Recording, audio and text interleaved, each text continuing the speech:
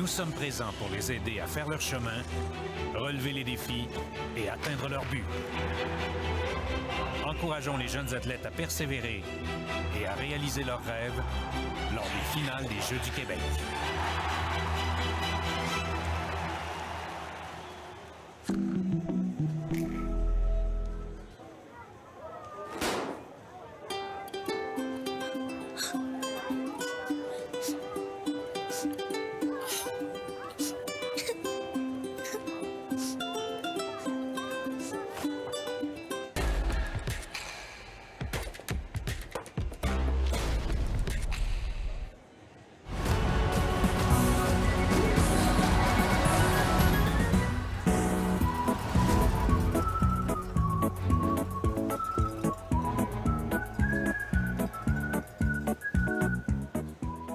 De retour au complexe sportif de l'Université de Sherbrooke, la compétition de trampoline qui va débuter dans quelques instants. On termine les derniers échauffements.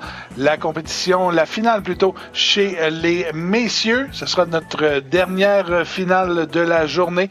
François Riopel en compagnie de Sarah-Jade Bertillaume. Sarah-Jade, on a eu une belle finale chez les femmes. Ça a été très serré, surtout là au deuxième, troisième rang. Et on va espérer voir une finale aussi serrée chez les messieurs. Exact. Une finale serrée chez les femmes, mais aussi on a pu voir à quel point c'était le fun de repartir à zéro en finale pour un athlète comme Amy Willimott, justement, qui a eu de la difficulté en préliminaire, qui a pu se reprendre en finale, justement, et décrocher l'or. Donc, on souhaite la même chose aussi, que ceux qui ont eu un petit peu plus de difficultés en préliminaire puissent se reprendre en finale, puis ceux qui ont bien fait en préliminaire puissent encore bien faire aussi en finale, évidemment. La constance, ça reste une qualité très importante en trampoline. On va surveiller les athlètes. Alors, on va débuter avec Xavier Champagne de la Naudière. On aura ensuite Josué Burel-Dubois de la Rive-Sud qui a eu la plus haute verticale, la plus haute hauteur, je devrais dire, dans cette compétition jusqu'à maintenant. Olivier Gobert de l'Abitibi-Témiscamingue, Olivier Labelle de la Naudière, Benjamin Morneau de la Capitale-Nationale, Nolan Boisseau également de la Capitale-Nationale, Yaniv Benadiva du Lac-Saint-Louis, Nathan Villot de la Rive-Sud et Alex Beaulieu du Lac-Saint-Louis. Lac-Saint-Louis de la Rive-Sud, là, qui sont les deux équipes à surveiller, je pense, là, j'ai l'impression. Effectivement, ça risque de jouer, à moins qu'on ait un participant surprise comme Nolan qui pourrait très bien remonter la pente. Ça risque de jouer sur les deux de la Rive-Sud et les deux du Lac-Saint-Louis. Alors, Xavier Champagne de Lanaudière qui se prépare. Il y a eu une préliminaire difficile, Xavier, donc on lui souhaite une routine complète cette fois-ci parce que c'était 2 routines incomplètes en préliminaire. Donc, on va prendre une certaine force mentale pour se reprendre. Et on part solide. Malheureusement. On a touché le tapis. Oui, une autre éjection pour Xavier. Dure compétition.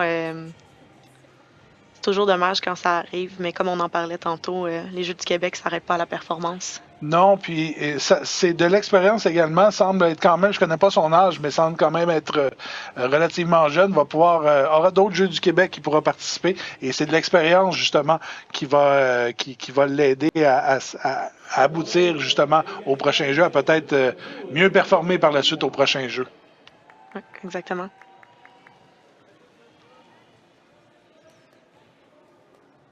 On poursuit avec de la Rive-Sud, Josué Burel-Dubois. Il avait bien fait lors de son premier passage, avait malheureusement chuté lors du deuxième.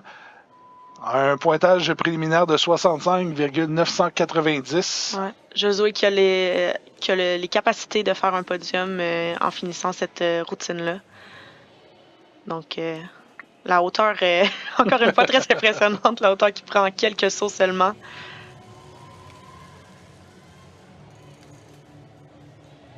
Et c'est parti avec un Rudy out. Double back, il va falloir se reprendre ici, ramener vers le centre. Plus on est haut, plus c'est difficile de garder le centre. Petit déséquilibre, mais il se reprend. Il semble plus focus qu'en prélim. Et on termine avec un double carpé. très bien complété. Josué, sa force, l'exécution, des belles lignes droites dans les airs, la hauteur. Et bien qu'on avait un petit peu de déplacement ici, très impressionnant la façon qu'il l'a ramené. Je pense que ça va le placer dans une position très intéressante. Alors, belle performance pour Josué Burel-Dubois de la Rive-Sud. Tout souriant comme on le voit depuis le début de la compétition. Il a pas l'air sûr, il y a du bon du mauvais qui semble nous dire, mais... Ça semble pas trop le décontenancer. Il se laisse pas avoir facilement. Non. On y va avec Olivier Gobert de l'Abitibi-Témiscamingue. Lui aussi avait eu un peu de difficulté, là, surtout dans le premier passage. Oui, effectivement, mais il avait bien réussi son deuxième passage, donc il est capable de refaire la même chose ici.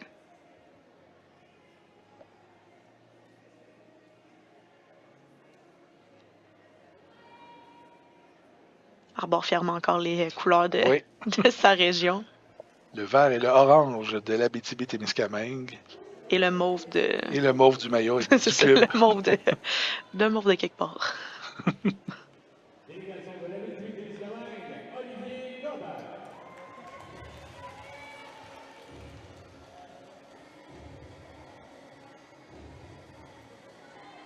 Alors, c'est parti pour Olivier Gobert.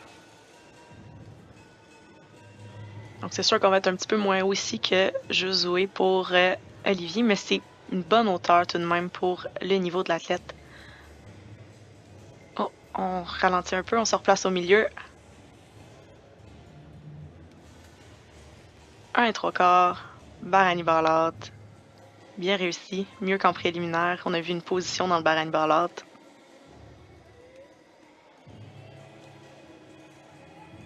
Des jambes droites, ça c'est bien. On finit avec le double back, on reste sur le trampoline et voilà, c'est complété. Belle performance pour Olivier Gobert de l'Abitibi-Témiscamingue. On a parlé des officiels, des missionnaires, des athlètes, mais les coachs aussi sont tellement importants dans des moments comme ça. Olivier qui est tout seul de l'Abitibi dans cette catégorie-là, qu'il n'y en avait pas de filles non plus tantôt, donc c'est le fun qu'il puisse se mêler avec les autres, puis les autres coachs aussi l'encouragent. On les voit là avec ceux de la capitale nationale qui sont tout près. Et,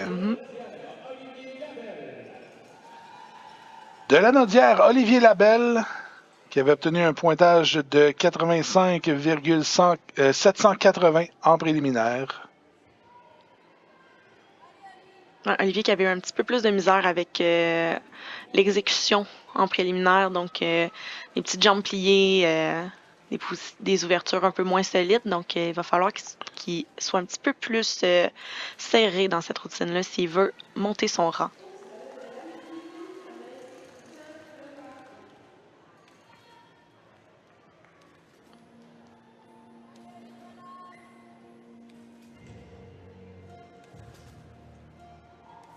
C'est parti. Déjà, on se sent beaucoup plus solide qu'en préliminaire. Les mouvements sont plus serrés, les jambes sont plus droites. On vise le milieu. Et hop, on termine avec le double carpé. Ouverture, les jambes droites.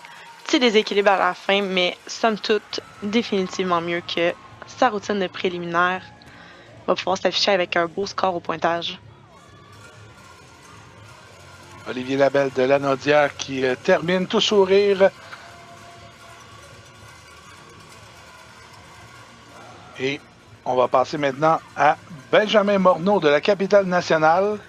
Pointage préliminaire de 85,320.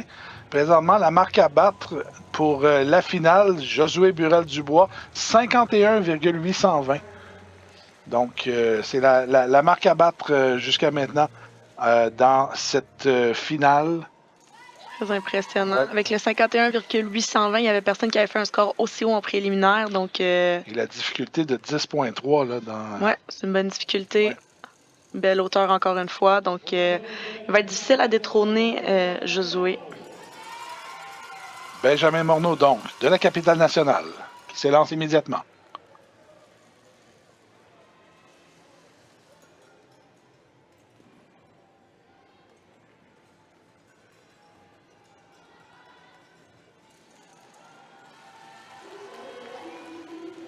Benjamin qui était très constant en préliminaire, 2 bonnes routines. Et c'est parti. Des belles ouvertures, dynamiques. Petit peu de déplacement, il va falloir rester au centre.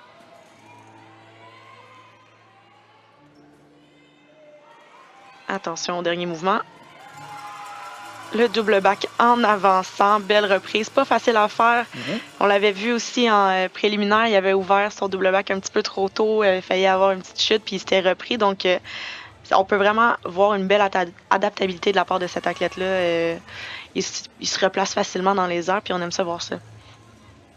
Benjamin Morneau de la capitale nationale.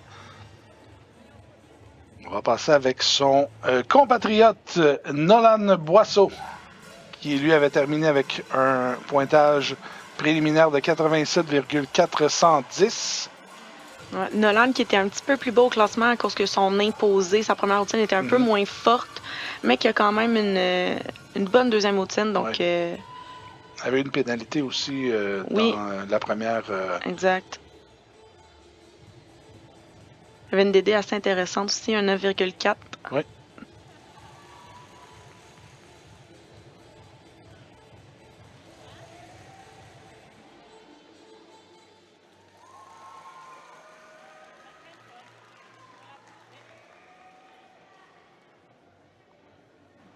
Donc, Joshua Burrell qui est toujours premier, suivi d'Olivier Labelle et d'Olivier Gaubert.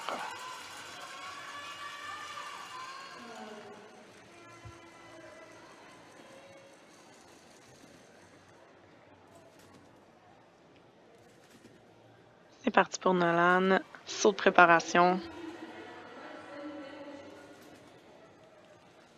Les sauts qui bougent un petit peu. On peut s'assurer d'avoir un bon saut pour partir, un saut solide au centre. Et voilà, on est parti avec le full half carpé.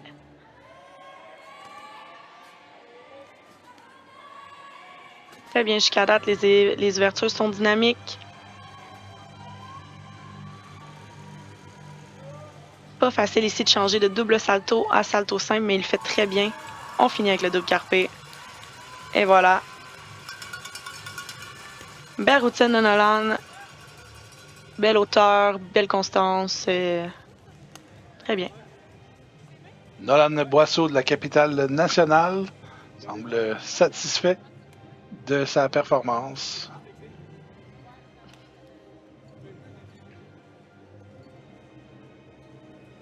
Et on s'emmène ensuite avec de la Rive-Sud, Yaniv Benadiva.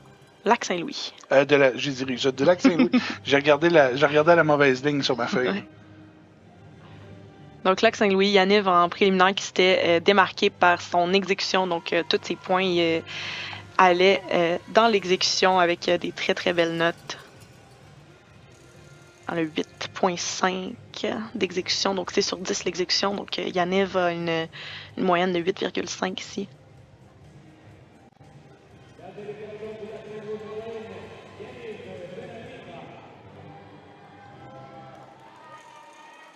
Semble sourire, confiant.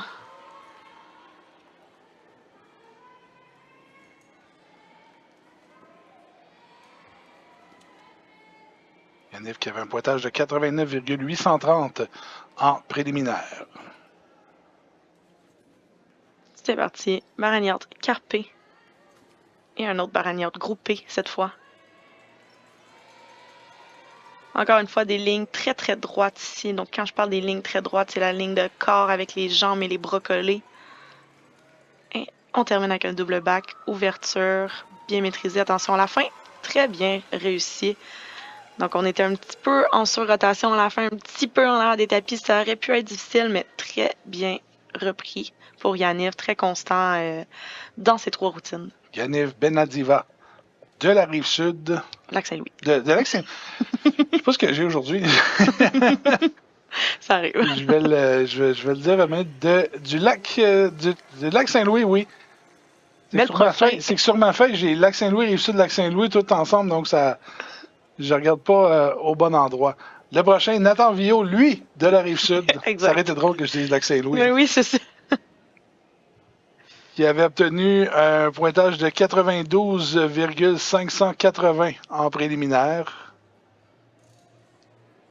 Donc Nathan qui avait un quotient de difficulté de 12, si je ne m'abuse, en préliminaire, le deuxième plus haut de la compétition.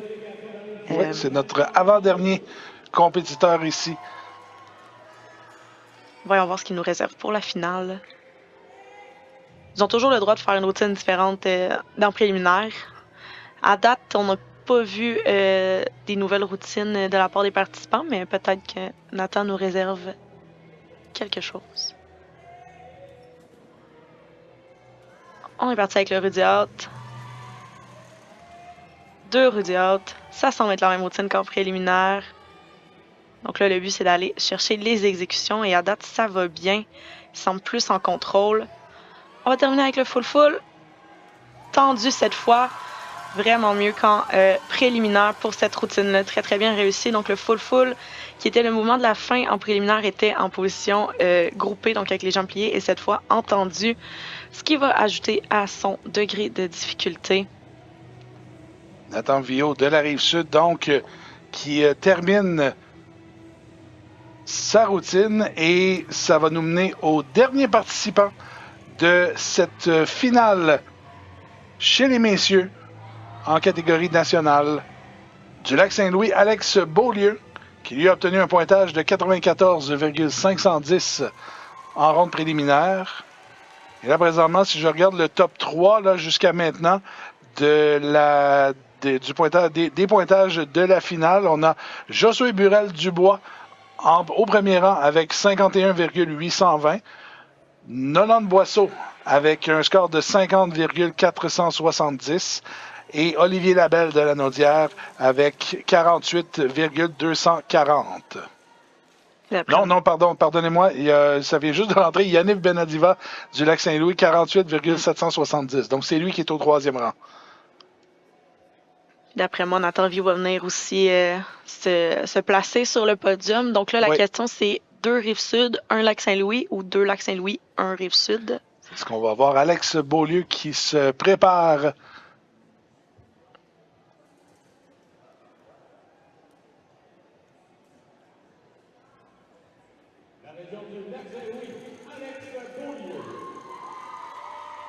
Alex qui avait le degré de difficulté le plus élevé de toute la compétition, donc 12,6.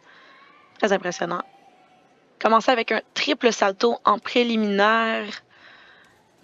Donc, à bien regarder son premier mouvement, sa tête devrait passer 3 fois sous son corps.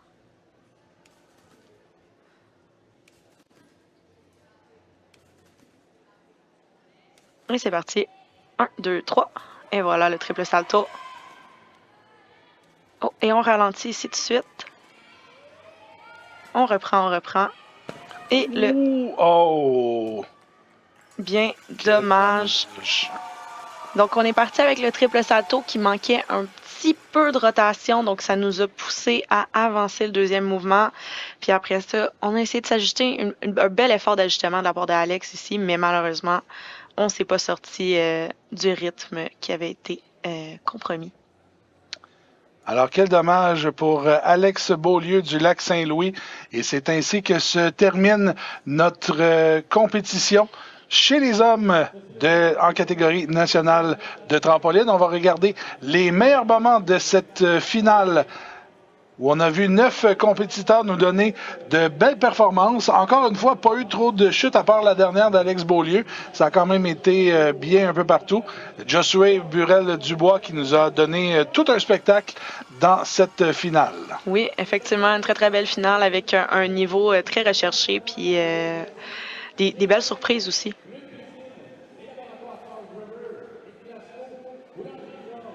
Les athlètes qui avaient un peu moins bien performé en préliminaire ont pu se reprendre en finale aussi, donc ils peuvent ressortir d'ici avec un sourire. Alors, Nathan Villot aura obtenu en finale une note de 51,760. Ce n'est pas suffisant. C'est c'est 0.06. Tout juste au-dessus de Josué Burel-Dubois qui remporte, lui, la médaille d'or. Donc, un doublé hors argent, Rive-Sud, Josué Burel-Dubois et Nathan Villot.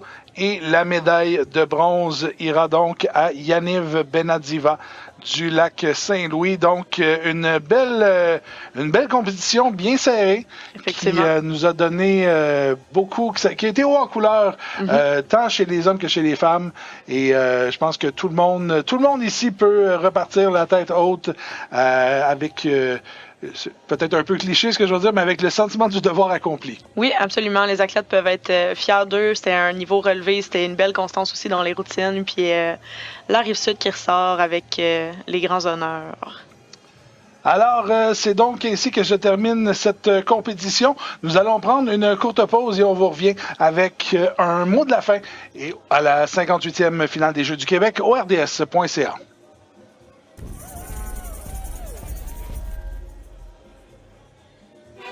Ils sont jeunes, passionnés, déterminés.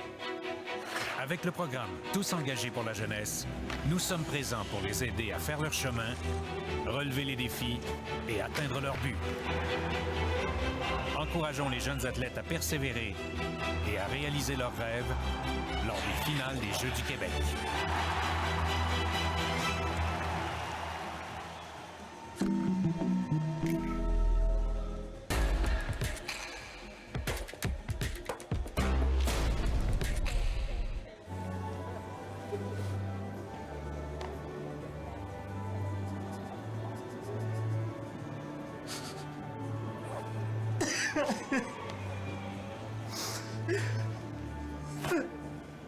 Ça, c'est une panne. Ça dépanne. Ça aussi, c'est une panne. Ça dépanne. Panne, dépanne. Panne, dépanne. Panne, dépanne. Proxy, ça dépanne.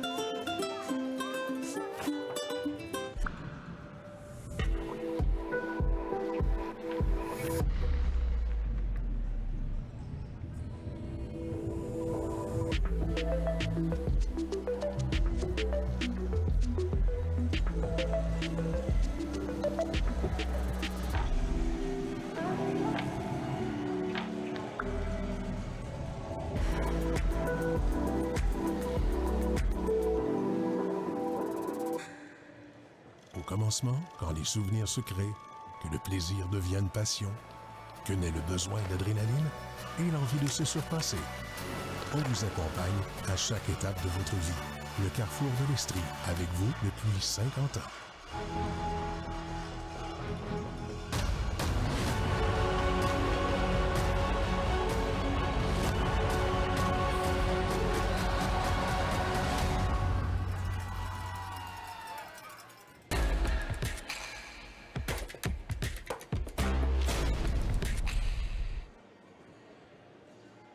De retour au complexe sportif de l'Université de Sherbrooke pour un peu un mot de la fin de cette compétition de trampoline qui vient tout juste de se terminer. Il y aura eu quatre compétitions au total aujourd'hui dans la catégorie provinciale chez les hommes et chez les femmes, également compétition nationale. Ton appréciation générale de la journée, on a eu des belles compétitions tout au long de la journée. Oui, effectivement, j'ai trouvé que le niveau était plus relevé que l'année passée à Rivière-du-Loup pour la simple et bonne raison qu'on a eu un mouvement dans les finales. On dirait que l'année passée, le préliminaire, c'était ça et ça restait. Pareil, on a eu vraiment un mouvement, on a eu beaucoup de routines aussi terminer, puis c'est ça qu'on veut voir, le moins de chutes possible. Donc, j'ai beaucoup aimé ça. J'ai été surprise aussi par le niveau chez les nationales, très, très impressionnant, très, très relevé. Donc, c'est vraiment le fun de voir ça, puis je trouve que ça fait une belle couverture aussi pour un sport qui est un peu méconnu. Donc, c'est total le fun. J'ai envie de te demander, on a parlé plusieurs fois des Jeux de Rivière-du-Loup l'an dernier.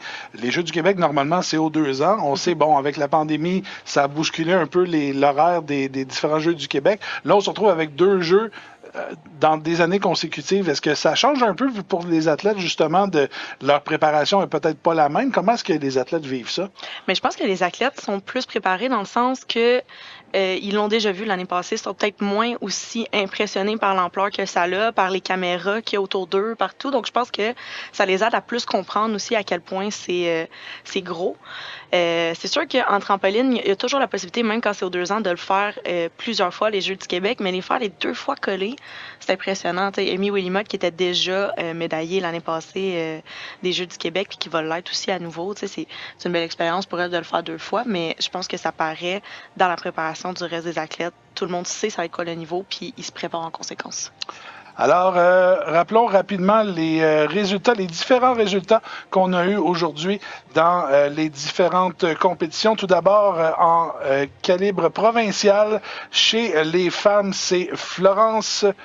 est-ce que c'est bien ça? J'ai juste me rappeler. Florence Guénette, oui, de la capitale nationale qui remporte la médaille d'or.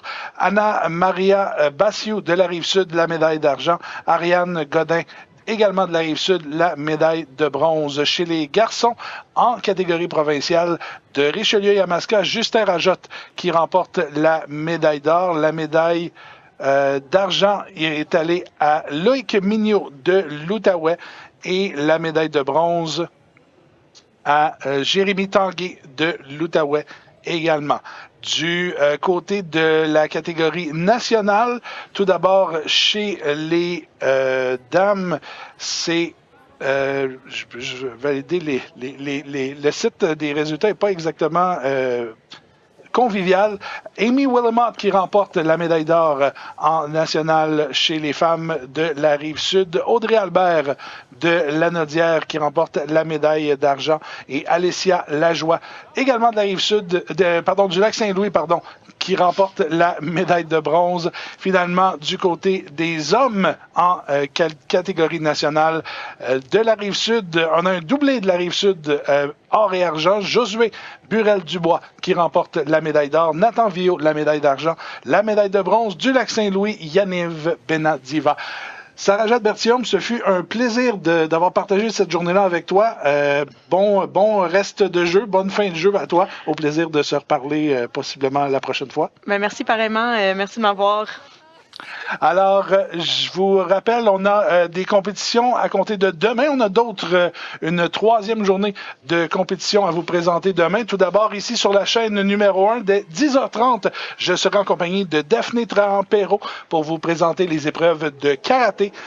Sur la chaîne numéro 2, à compter de 11h, Gilles Péloquin et Laurence Darvaux seront de nouveau avec vous pour les compétitions de patinage artistique. Et finalement, en fin d'après-midi, demain sur la chaîne 3, à compter de 16h, Jean Allard et Mathis Grenier vous présenteront de la boxe olympique. À nouveau, avant de terminer, merci à nos nombreux commanditaires qui assurent le succès de l'événement. Desjardins, Sport Expert, Proxy, Oasis, le lait au chocolat, Kruger, Asics et le groupe Custo. Et bien que notre journée est terminée, si vous désirez partager et discuter des Jeux du Québec sur les médias sociaux, on vous invite à le faire en utilisant le mot-clic JDQ 2024 sur Facebook, Instagram, YouTube et TikTok.